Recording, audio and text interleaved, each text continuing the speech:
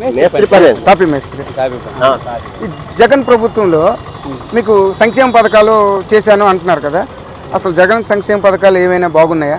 కొంతవరకు బాగున్నాయి, ఆ. పర్వాలేదు. ఆ. ప్రస్తుతానికి ఆ, ఇవ్వడం మాత్రం అమ్మఒడి వచ్చింది ఆ, ఇంటికి. ఉమ్, మామూలుగా కాలనీ అంటే మామూలు మన ఇంటి కాలనీ అని ఇచ్చారు, కానీ జగన్ ఇచ్చిన కాలనీ ఎటు ఇవ్వలేదు. ఆ. మరి ఎవరు కాలనీ ఇచ్చారు ఈ ప్రభుత్వంలో? ప్రభుత్వంలో మామూలుగా జగన్ లోట ఇప్పుడు ఇంటి మేము కట్టుకున్న దాంట్లో ఇచ్చారన్నమాట. అంటే ఈ ప్రభుత్వంలో వచ్చింది, ఈ ప్రభుత్వంలో వచ్చింది అది జగన్ కాలనీ. జగన్ కాలనీ. ఇంకా మీకు ఏమైనా పిల్లలా? మీకు పిల్లలు ఉన్నారు, అమ్మఒడి ఏమి వస్తుందా? అమ్మఒడి వస్తుంది. అంటే జగన్ ప్రభుత్వంలో మీకు సంక్షేమ పథకాలు అందాయి అంటారు. అందే ఈ పలాసలో ఎన్నికలు దగ్గర పడ్డాయి.